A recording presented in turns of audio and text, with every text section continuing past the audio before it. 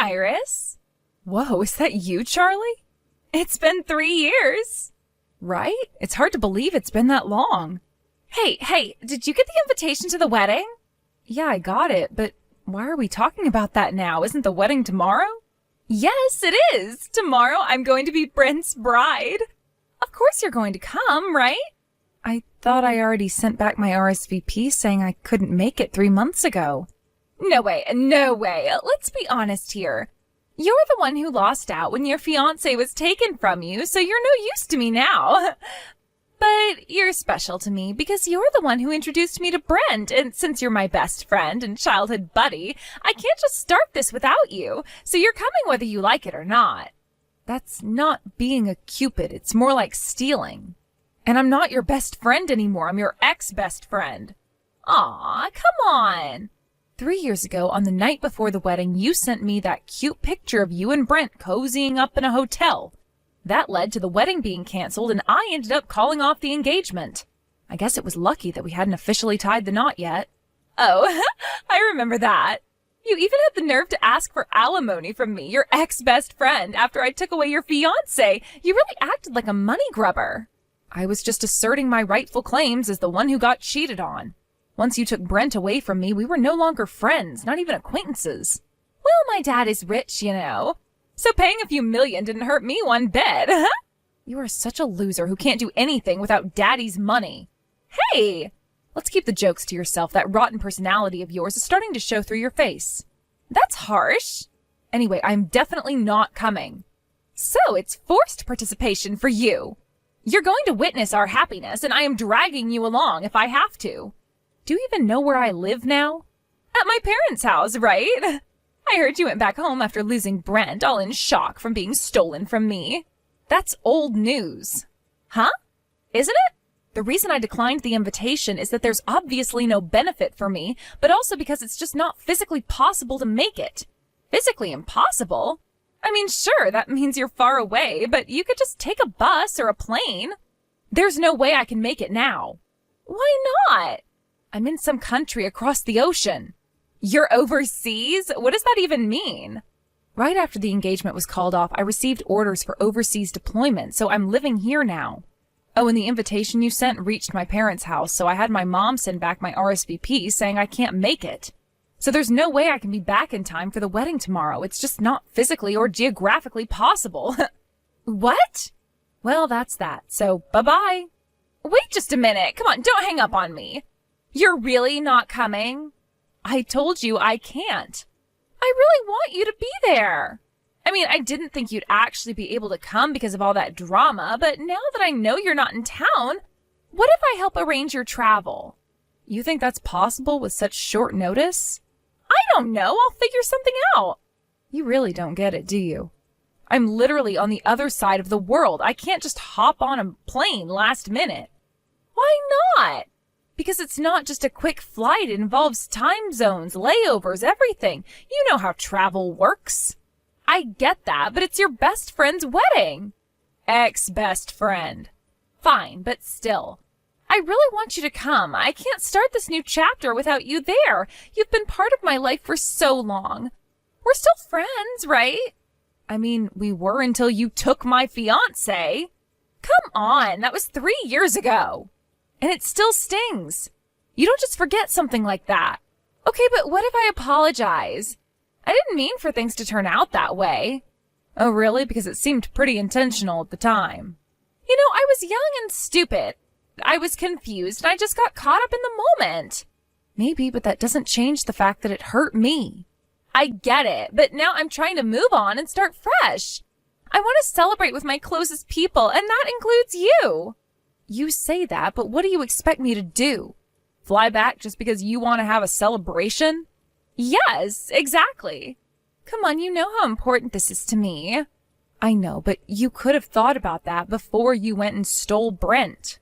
I'm not asking you to forgive me. I'm just asking you to be there for me now. This isn't about me forgiving you. This is about you facing the consequences of your actions. Well, I can't change the past, and neither can you. Can we move on from it? Not a chance.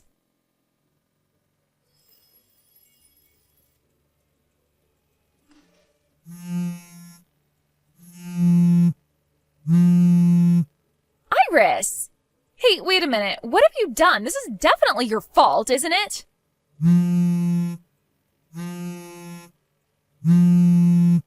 What? Aren't you in the middle of a wedding right now? Do you have time to be making calls? What the hell? You set me and Brent up, and now you're playing dumb? What are you talking about? Did something happen at the wedding?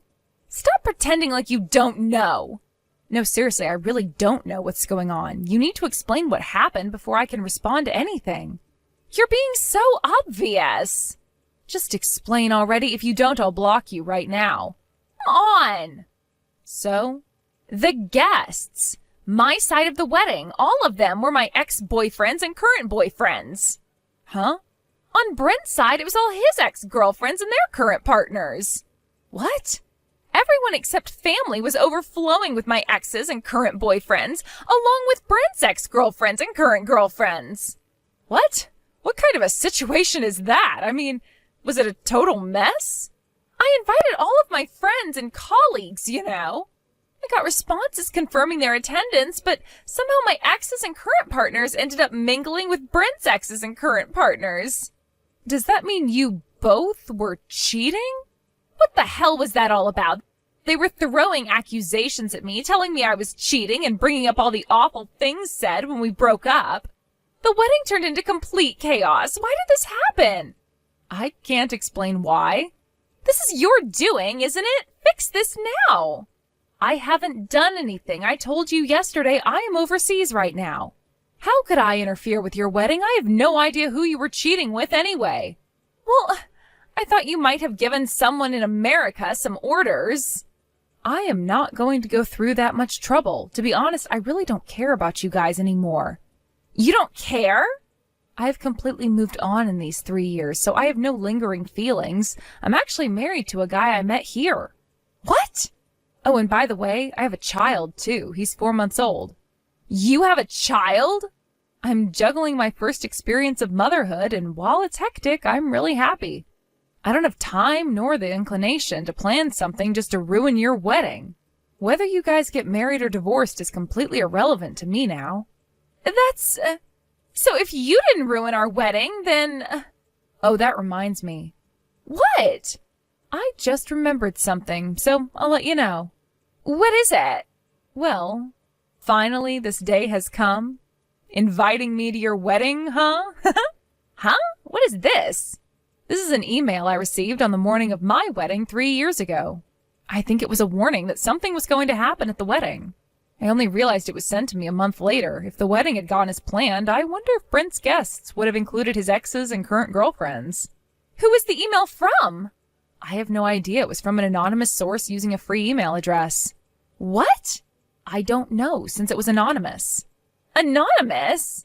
But it did say at the end of the email that the sender was someone invited on the groom's side. That's about your wedding. I'm not involved.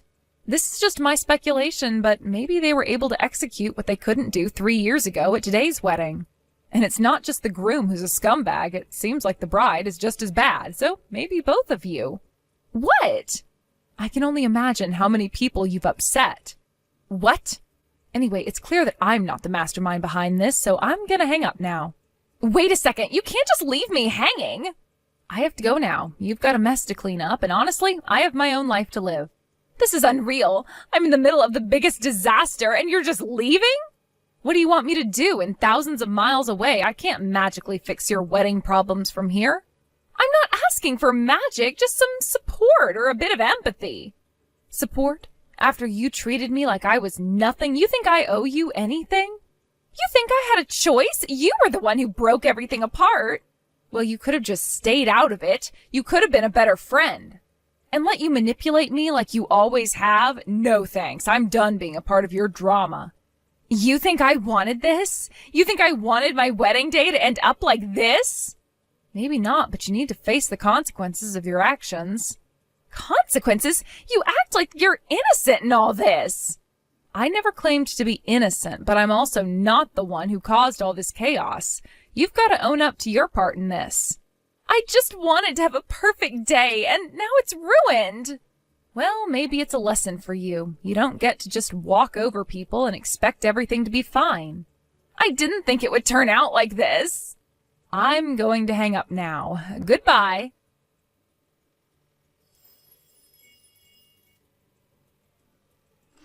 Iris?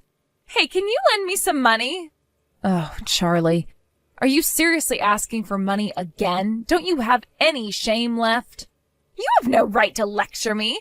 You're partially responsible for this mess, too. You should at least want to help me out. Well, my involvement is only because I'm the victim here. I was the one who had my fiancé stolen from me, remember? Just give me the money. $50,000. Why do you need such a huge amount? That's an insane sum. I've been hit with a demand for damages. Oh, wow. Honestly, I thought it would end with a mutual breakup since both of you were cheating. I assumed there would be a fair fight situation. But the one asking for damages isn't Brent. There are actually other parties involved. I need to split the wedding costs with Brent, and with some other expenses piling up, I'm short on cash. No matter how much I scrape together, I'm still $50,000 short. This time Brent won't help me out. My parents have already told me I can't come crying to them again, not after what happened 3 years ago. So I have no one to turn to. Who exactly is asking you for this money? It's my ex's wife, or fiancé, and also my current boyfriend's wife. Wait, what? You were involved with your ex-boyfriend and your current boyfriend? And they both had partners while you were with them? Well, actually, I had received demands for money during these 3 years as well. But when I ignored them and just tried to avoid the situation, they showed up at my wedding. My parents and relatives found out about everything. So besides your boyfriend or me, even their wives and fiancés crashed your wedding? It seems like the anonymous email you received was probably from one of them. You know, the one you told me about. I see. This is entirely your fault. You really dug your own grave here. How can you say that? I mean, I wasn't the only one involved. I mean, really? I've heard you've been like this since high school. What? I went to a different high school in another area, so I didn't know at the time. But I heard that while you were at your school, you were quite infamous among your classmates. You were known for swapping partners, especially among guys from neighboring schools. Apparently, during your 3 years of high school, you went through a large number of boyfriends and were considered a homewrecker and a dangerous person. You probably started pursuing married men or engaged ones back then without realizing the weight of your actions and the responsibilities that come with them. You seem completely unaware of how bad that is. Honestly, it's pretty pathetic. You might just be the worst of the worst. That's cruel. You really didn't have to go that far. I mean, we're talking about my life here. Then stop contacting me. What? Your constant pleas for money are annoying. Besides, I don't have any money to lend to the world's worst homewrecker. Iris, we've been childhood friends. We shared so many memories, and you're just going to throw that away? Former friends. Okay, don't pretend to be close only when it's convenient for you. You can't just come back into my life asking for favors when you've treated relationships like this. Iris! You are so annoying. Goodbye. This is the last time I want to hear from you like this. Wait, don't just hang up. I'm in a really tight spot here. Can't you understand that? Understand? How can I understand when you're the one who's put yourself in this situation time and time again? You brought this upon yourself. But you used to be supportive. What happened to that? Supportive? Being supportive doesn't mean enabling bad behavior. I can't just stand by and watch you spiral down into this mess without saying anything. I know I made mistakes, but can't you help me this one time? I promise I'll pay you back as soon as I can. You always say that, yet here we are again. Why should I believe you now? You've burned me before. Come on, Iris. We've known each other since we were kids. Can't you show a little compassion? Compassion? You're asking for a lot when you've treated people like they're disposable. Your relationships aren't just casual flings. They affect others deeply. I get it. I made mistakes, okay? But can't you see that I'm trying to fix things? I don't want to be this person anymore. Well, it's a little late for that, don't you think? You've already caused a lot of pain, not just to me, but to many others. You need to face the consequences of your actions. Now, I'm going to stop texting you. Everything you're saying is starting to give me a headache, so goodbye forever. Wait, Iris!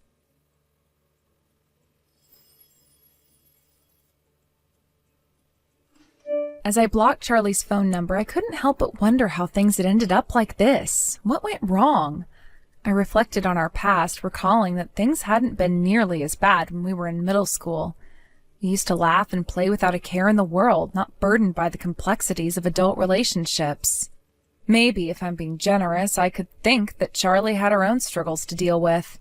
After all, everyone faces challenges that can shape them in unexpected ways.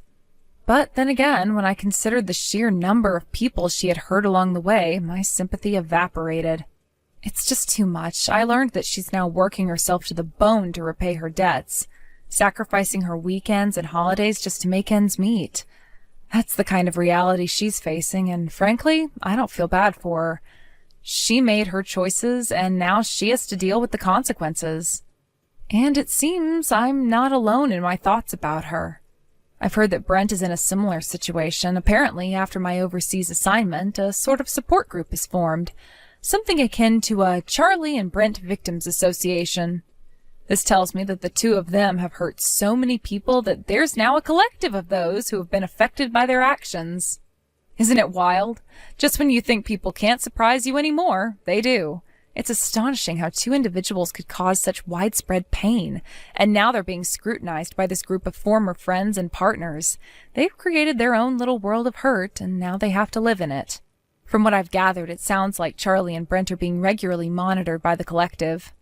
It sounds like a constant reminder of their past actions haunting them at every turn. Can you imagine living like that?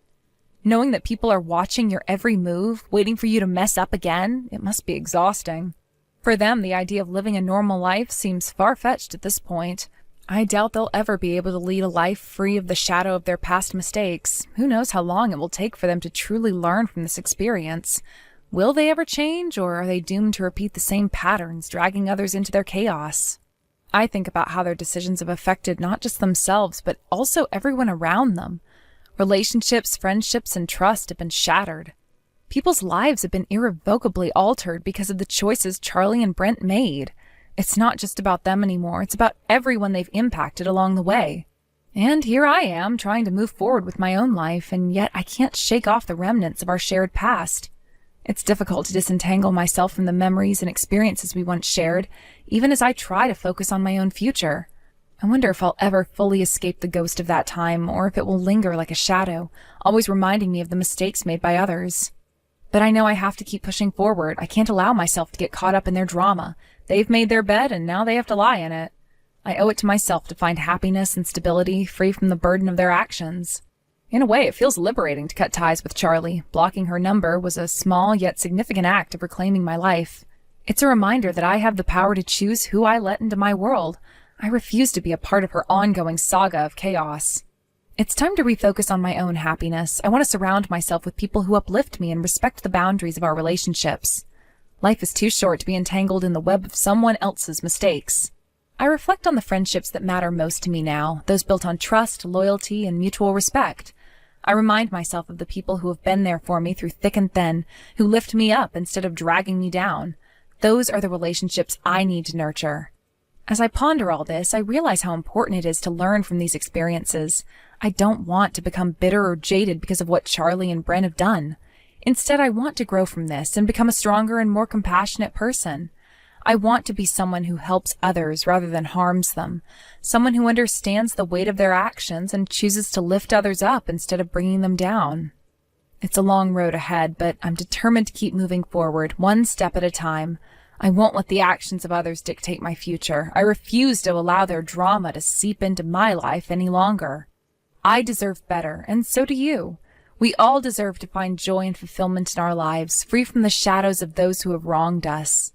So, here's to new beginnings. Here's to forging new paths and creating a future that reflects who I truly am. I'll embrace the lessons learned and use them to guide my choices from here on out. I won't forget the past, but I will use it as a stepping stone towards a brighter tomorrow. And maybe, just maybe, I can be a source of light for others who have faced similar struggles. I can be the friend who listens and supports without judgment. I can be the one who chooses to be better, not bitter. Thank you for watching and listening. We hope you enjoyed the video. Don't forget to like this video and subscribe. Also, feel free to leave a comment about what you thought of the story. We look forward to seeing you at the next